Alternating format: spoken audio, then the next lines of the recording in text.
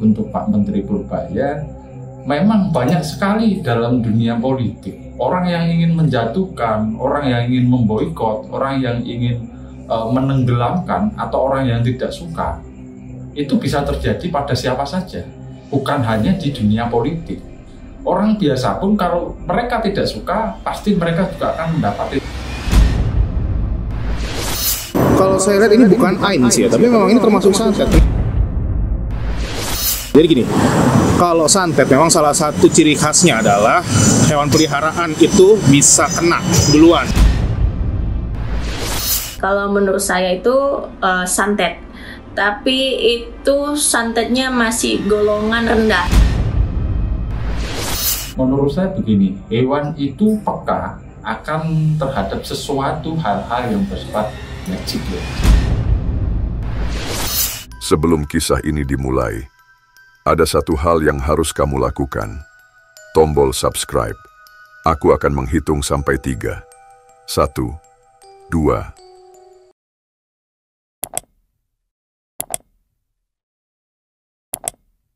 Bagus. Dengan bantuanmu, kita akan mencapai 2 juta subscriber. Sekarang, kita mulai.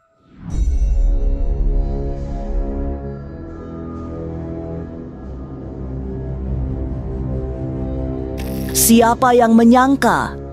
Sejak menjabat menjadi Menteri Keuangan, popularitas Purbaya Yudi Sadewa sedang naik daun di pemerintahan Presiden Prabowo Subianto. Meski begitu, di tengah ketenarannya itu, ternyata Menkeu Purbaya Yudi Sadewa mendapat teror santet.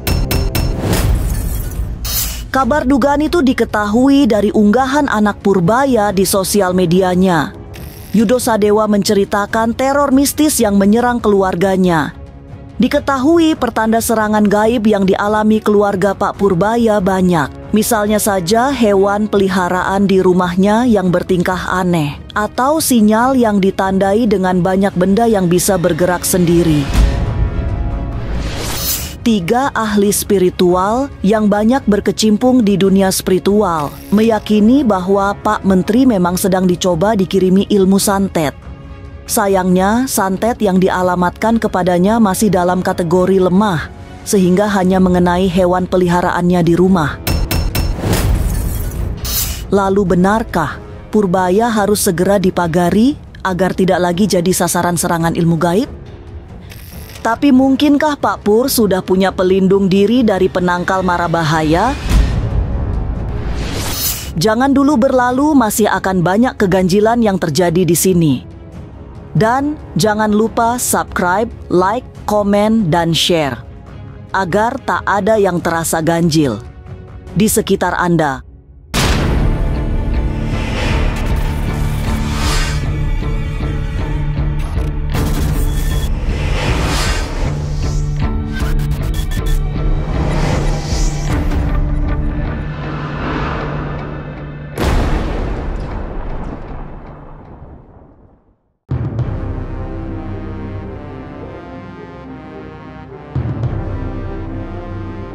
Mengejutkan. Isu santet membuat gempar dunia perpolitikan nasional karena tiba-tiba tersiar kabar tentang Menteri Keuangan Purbaya Yudi Sadewa diduga kena serangan gaib. Dugaan teror mistis yang diceritakan oleh anak Pak Pur diduga berupa kiriman santet. Keyakinan keluarga Menteri Keuangan mengalami gangguan gaib itu dirasakan Ki Bajra yang memahami soal santet menyantet. Ki Bajra sendiri menilai teror gaib yang dialami keluarga Menteri Keuangan itu diduga dari gerakan dan gebrakan Pak Menteri. Pembawaan dan sikap beliau yang berani dan lugas membuatnya jadi pro kontra.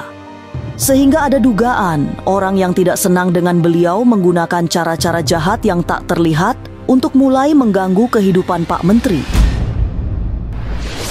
Kalau saya lihat, kemungkinan besar ya memang keluarga beliau itu mengalami kiriman-kiriman yang negatif atau ingin menyakiti dirinya. Kalau saya lihat di sini, memang karena beliau menjadi menteri, kemudian popularitasnya naik tinggi, dan kalau saya lihat ini bukan ain sih ya, tapi memang ini termasuk santet.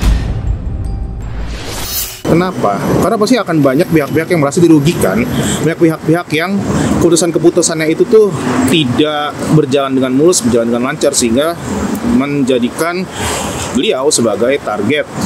Dan hal ini menurut pengalaman saya sangat umum dan lumrah terjadi di dalam dunia politik. Jadi kalau saya bisa bilang, ya kemungkinan besar itu adalah santet, bukan ain.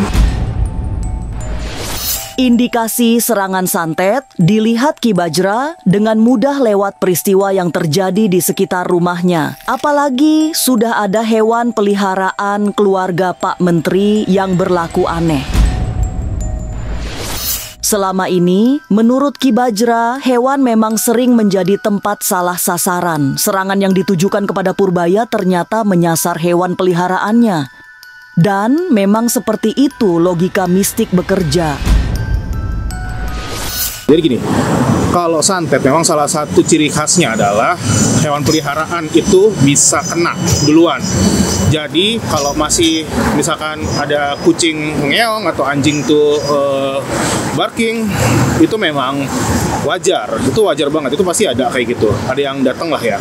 Tapi yang lebih parah lagi kalau sampai hewan peliharaan itu mati, ataupun bahkan tanaman yang dipelihara itu mati. Itu sering banget kejadian seperti itu. Dan memang, baik lagi, saat ada peliharaan khususnya ya, hewan peliharaan itu berbunyi atau bersuara, itu memang menandakan bahwa ada kiriman atau ada makhluk yang dikirim biasanya. Ada makhluk yang dikirim untuk mengganggu atau menyakiti dari tuannya, si hewan tersebut. Posisi Purbaya Yudhi Sadewa sebagai Menteri Keuangan memang membuatnya berpotensi jadi sasaran tembak, termasuk sasaran serangan ilmu hitam. Ki Bajra yang pernah berada di lingkungan para politisi dan pejabat publik merasakan sendiri serangan gaib berseliweran. Pengalamannya sebagai seorang ahli spiritual juga membuat Ki Bajra punya catatan banyak orang besar menggunakan jasa dukun untuk kebutuhan-kebutuhan tertentu. Oh, tentu saja seorang pejabat memang merupakan salah satu orang yang rawan terkena teror mistis. Dilihat dari kerja dan lawan politiknya, dan itu memang sangat umum terjadi. Kenapa? Karena gini deh, kalau orang bilang nggak mungkin para pejabat pakai dukun apa segala macam, itu 9 dari 10 orang yang saya tahu pasti pernah ke dukun, pasti pernah melakukan hal-hal yang bersifat supranatural. Kenapa? Ya, sekarang gini aja deh, lawan kita istilahnya pakai santet, ya masa kita kosongan? Nggak mungkin bisa lah. Kasarnya orang bilang kan cukup berdoa apa segala macam. Menurut saya itu bukan fakta lapangan. Fakta lapangan itu kejam. Fakta lapangan itu di dunia politik itu kejam. Kenapa saya tahu? Karena saya juga berada, klien saya ada di dunia politik. Jadi saya tahu persis seperti apa tembak-tembakan di dunia politik. Menurut Ki Bajra, saat ini memang ada yang harus diantisipasi oleh Pak Menteri agar tidak lagi menjadi sasaran serangan-serangan santet. Secara umum, Ki Bajra menjelaskan ada beberapa langkah yang bisa dilakukan jika seseorang pernah mendapatkan kiriman ilmu hitam. Salah satu yang pertama harus dilakukan adalah membuat ritual pembersihan. Saat seseorang menjadi sasaran teror mistis, yang pertama dilakukan adalah satu, pembersihan. Ya, pembersihan dari ada dua hal, si orangnya tersebut dan juga tempat di mana orang tersebut tinggal. Kedua, kalau keluarga yang kena, keluarga dibersihkan juga. Dan ketiga, yang wajib adalah dipagerin. Pagerin ini, pagerin badan dan juga pagerin dari tempat tinggal ataupun juga teritorinya dia, entah itu ruang kerja, segala macam. Karena kalau misalnya nggak dipagerin, ya nanti kalau ditembak balik, ya kena-kena lagi. Tapi benarkah santet yang dikirimkan ke Menteri Keuangan Purbaya masih golongan ringan? Ataukah karena memang Pak Menteri yang memiliki daya tangkal kuat? Jangan kemana-mana, tetap subscribe, like, share, dan komen. Agar tak ada yang terasa ganjil di sekitar Anda.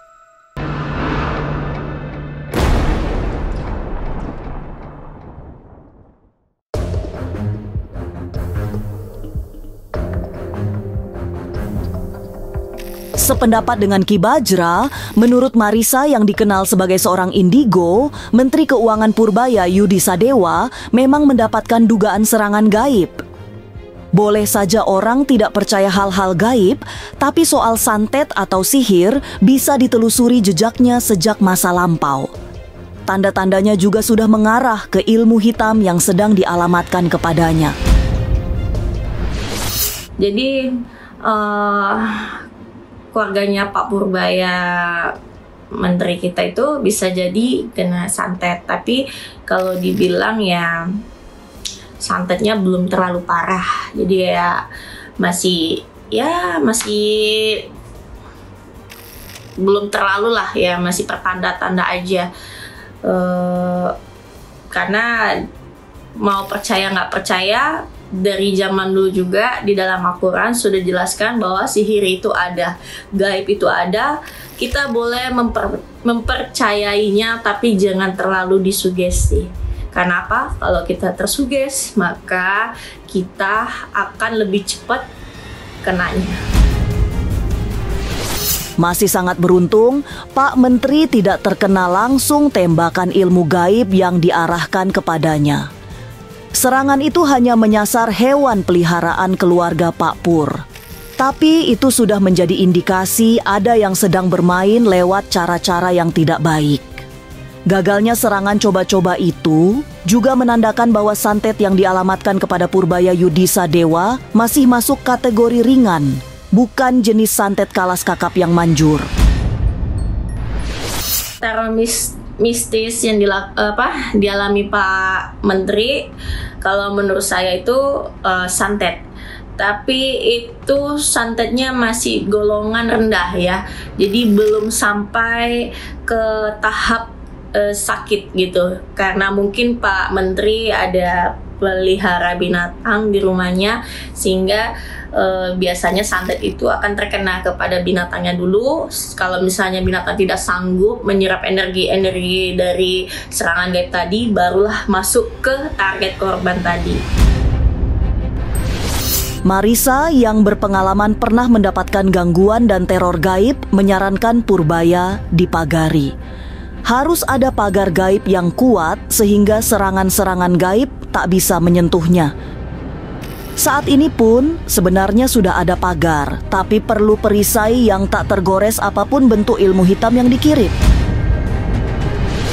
Kalau misalnya rumah tadi itu sudah dipagarin dengan pagar gaib, biasanya kalau ada serangan gaib, dia nggak langsung ke korbannya, pasti kena dulu ke kayak apa ya, misalnya ada foto atau piring atau apa, itu biasa jatuh sendiri. Jadi kayak bunyinya tuh kayak apa ya, boom boom. Apa ya, bagusnya kalau rumah dipagarin seperti itu sih. Karena saya pernah mengalaminya, saya rasa ya akan dikasih tahu dari benda-benda jatuh tadi atau binatang tadi sih. Menteri Purbaya memang harus dijaga, tidak hanya secara fisik, tapi juga dijaga dari gangguan gaib yang menyasarnya. Jadi Pak Pur harus dipagari. Tapi benarkah di rumahnya sudah banyak keris pusaka yang menjadi penangkal setiap gangguan gaib?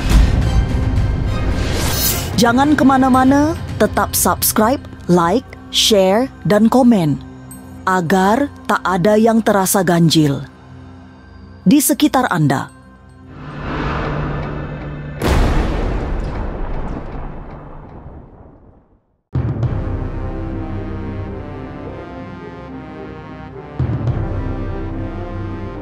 Pak Purbaya memang mendadak jadi menteri yang diidolai masyarakat karena sikapnya yang berani dalam mengambil kebijakan. Sikap Pak Menteri yang tegas tanpa kompromi menjadi ancaman bagi para pelaku korupsi. Dari sana, dugaan kiriman santet dimulai. Tanda-tanda yang muncul di rumahnya sudah memberi indikasi ada lemparan ilmu hitam yang sedang coba-coba menggulungnya. Menurut saya begini, semua orang dapat terkena semacam itu ya, atau juga bisa disebut dengan aib. Kalau dalam versi ilmu santet sendiri, itu kan ada pertanda-pertandanya. pertanda dari sifat hewan tersebut yang mulai berubah dari segi karakternya, dari segi suaranya. Karena menurut saya begini, hewan itu peka akan terhadap sesuatu hal-hal yang bersifat magic ya di sini. Tapi untuk selama ini saya pantau, saya lihat untuk Pak Menteri Purbaya, memang banyak sekali dalam dunia politik orang yang ingin menjatuhkan, orang yang ingin memboikot, orang yang ingin menenggelamkan, atau orang yang tidak suka. Itu bisa terjadi pada siapa saja, bukan hanya di dunia politik. Orang biasa pun kalau mereka tidak suka, pasti mereka juga akan mendapati teror. Barangkali benar. Sangat wajar Menteri Purbaya Yudi Sadewa menjadi sasaran tembak orang-orang yang tidak senang. Sebab memang sepak terjangnya sangat akrobatik, lincah, sekaligus keras. Tapi Ki Arjuna yakin Pak Pur tidak akan kenapa-napa, jadi harus tetap santai dan terus berbuat baik, terutama dalam pengabdiannya sebagai Menteri Keuangan. Bagi saya, hal seperti ini wajar sih itu terjadi. Karena dari cara Pak Purbaya sendiri menyampaikan dengan aspek-aspek kejujuran beliau, menyampaikan dasar-dasarnya, mungkin kan ada beberapa yang ingin menjatuhkan atau melengsarkan. Menurut saya, dan saya menyampaikan juga untuk Pak Purbaya, apa yang diyakini saat ini yang kita jalani saja. Jadi tidak terlalu harus berfokus pada wah saya dikirimin, saya diginikin, saya di ini dan itu dan lain sebagainya. Pak Pur memang bukan sembarangan menteri. Di luar semua kemampuannya dalam mengelola keuangan negara, ada sisi-sisi menarik dari Menteri Koboi ini. Pria yang berdarah Jawa tapi lahir di Bogor itu adalah kolektor keris yang bukan sekadar mencintai karya Adi Lukung. Tapi lebih dari itu, Pak Pur juga paham keris luar dalam, sisi eksetorisnya maupun bagian-bagian tersembunyi dalam sisi esoterinya.